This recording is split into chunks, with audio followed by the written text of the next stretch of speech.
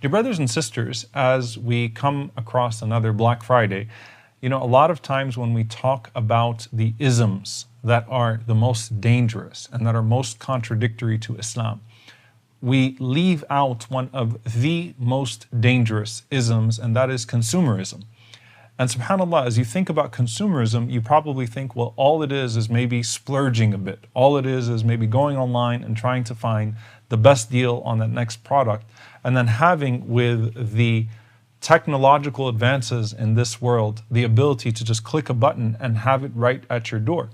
Maybe that's what you think about.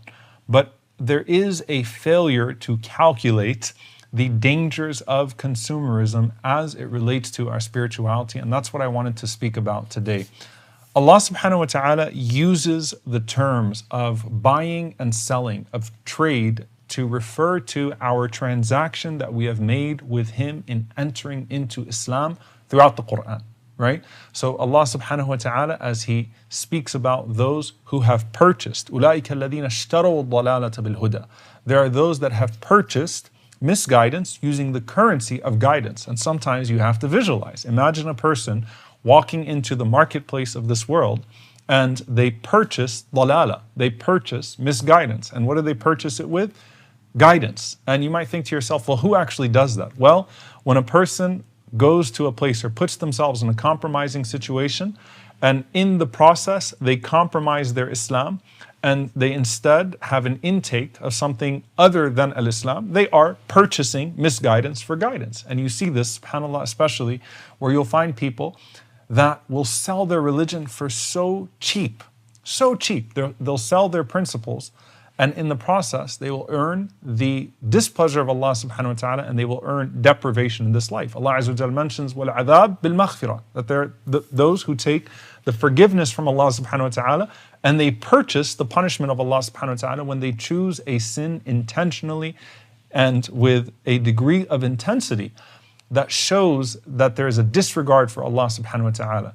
Or when Allah subhanahu wa ta'ala mentions al-hayat dunya bil-akhirah, right? There are those that purchase this world, and what they put in that purchase, what they enter as currency, is everything that Allah subhanahu wa ta'ala has promised of Jannah.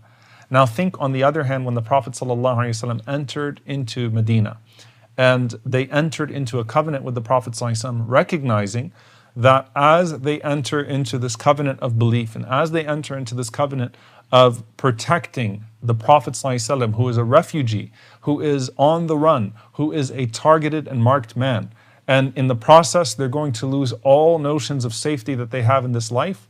When they asked the Prophet ﷺ what they get back in return, he said, Al-Jannah, and they responded and said, Rabih al-Bay', that it is a profitable transaction. Allah Azza wa Jalla says, Inna Allah ashtara min al-mu'minina anfusahum wa amwalahum bi anna lahum al-Jannah. Allah has purchased the believers, their selves and their wealth, and as a result, they have Jannah. So Allah uses these terms of trade constantly to say that we are in a transaction with Allah subhanahu wa ta'ala, and a believer has to see themselves as trying to purchase more and more and more of Jannah, more and more of Allah's pleasure. So think about it on the other side. How do I purchase guidance? How do I purchase Allah's forgiveness? How do I purchase the Akhirah instead? What's the currency that is required so that I could purchase those things constantly and seek more and more and more? Because just like if you had unlimited wealth and you had no principles governing that, you'd never run out of things to go buy online, right? And to Allah belongs the greatest example. There is no shortage of real estate in Jannah, and there is no shortage of currency to attain that real estate and to attain Allah subhanahu wa ta'ala's pleasure.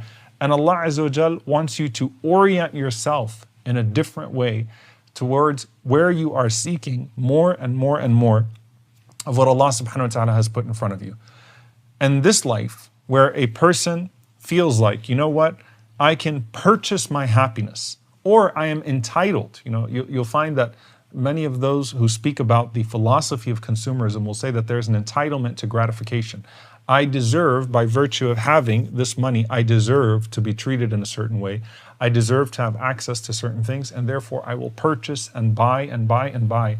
And maybe I'm not thinking about what that could actually lead me to, and what harm that could actually cause to myself and to other than myself. And subhanAllah, you'll find that Allah Azza wa Jalla uses the word israf, wastefulness. Wastefulness in terms of extravagance of purchase and wastefulness in terms of sins. Allah Azza wa Jalla mentions, قُلْ يَا عِبَادِيَ الَّذِينَ أَسْرَفُوا عَلَى أَنفُسِهِمْ لَا تَقْنَطُوا مِنْ رَحْمَةِ اللَّهِ. Allah subhanahu wa ta'ala mentions that there is a notion of those who waste away in sin. And in that process, they are extravagant with themselves. They're extravagant with the sins that have been put in front of them. There's also a notion of the ethics of consumerism, the ethics of what you purchase. And subhanAllah, what you'll find is that there are unethical purchases and there are unethical pursuits of purchase. What does that mean? You go and you tell someone to boycott something for the sake of Allah subhanahu wa ta'ala. Right now, there is the boycotting of the products that benefit the Zionist occupation of Palestine. Someone's like, yeah, but at the same time, like I'm going to have to sacrifice my comfort. I'm going to have to sacrifice this drink that I really love. I'm going to have to sacrifice this thing that I really love watching. I'm going to have to sacrifice this thing that, you know, I'm enjoying wearing, whatever it may be. And you think about the message that you are sending, right? Clearly in that there is a diminishing of your spirituality in the process. And if you want to get even bigger in terms of ethical consumerism, think about the Uyghurs and those that are being enslaved by the Chinese at this point and what they're being put through in their slave factories to make the clothes that we wear and to put forth the items that we consume regularly, right?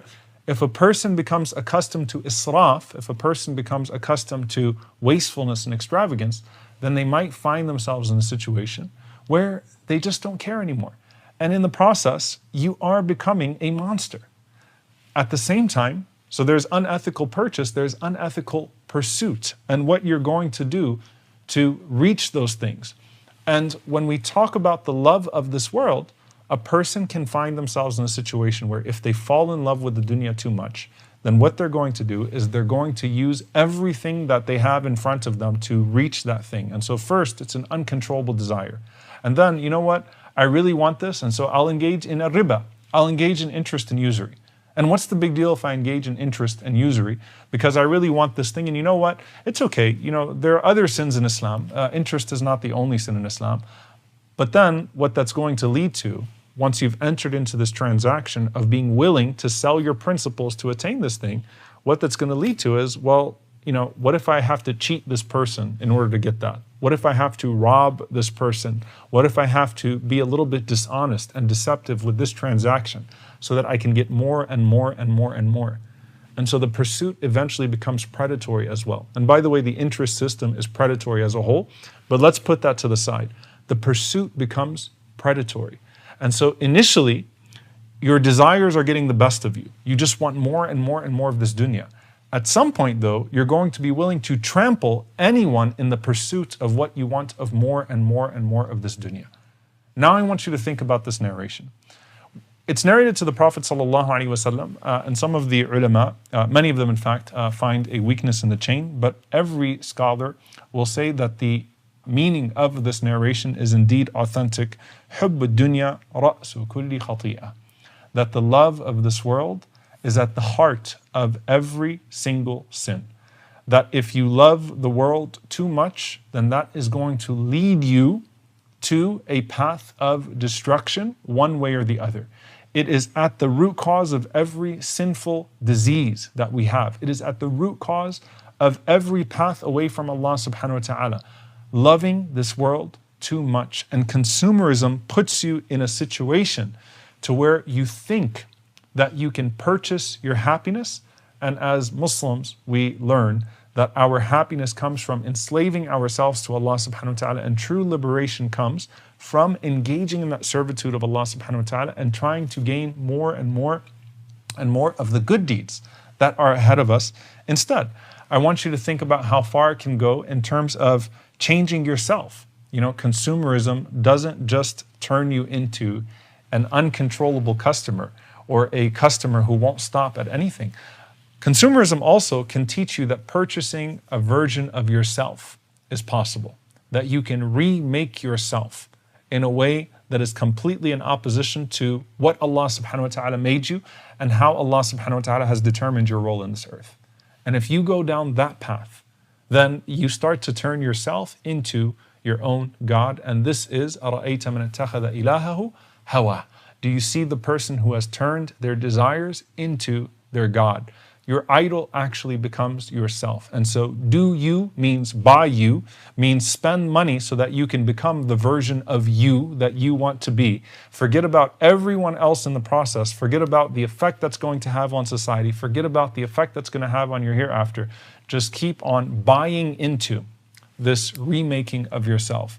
And in that process, you are going to continue to forget Allah subhanahu wa ta'ala, because you will make yourself the biggest pursuit of yourself. And if you start to look at every single ism that is out there that takes us away from Allah subhanahu wa ta'ala, at the root of it is the inflation of self. It's not just the inflation of product, it's the inflation of self. You try to make yourself bigger than God. You try to make yourself bigger than God's purpose for you. You try to make yourself bigger than law. You try to make yourself bigger than anything else that Allah subhanahu wa ta'ala has prescribed. And in that pursuit, in that process, you end up wrecking yourself and wrecking everyone else. Coming back to how Allah subhanahu wa ta'ala treats this, Allah subhanahu wa ta'ala says, redirect your pursuit. Allah subhanahu wa ta'ala teaches you to redirect your sense of competition.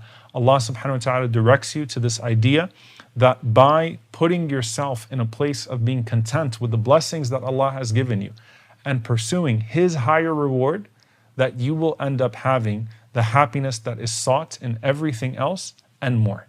Because Allah subhanahu wa ta'ala will fill the void in your heart that other people try to fill with products. And so we ask Allah subhanahu wa ta'ala to make us a people that are pleased with what He has given us in this dunya, and that are attached to the Akhirah, and that are seeking more and more and more of the hereafter, so that we do not become amongst those that are called or that are under al-hakum wa-takathur, those that are ruined by their pursuit of quantity. We ask Allah subhanahu wa ta'ala to make us a people that seek the best of this life and the best of the next through pleasing Him. رَبَّنَا آتِنَا فِي الدُّنْيَا حَسَنَةً وَفِي الْآخِرَةِ حَسَنَةً وَقِنَا عَذَابَ النَّارِ.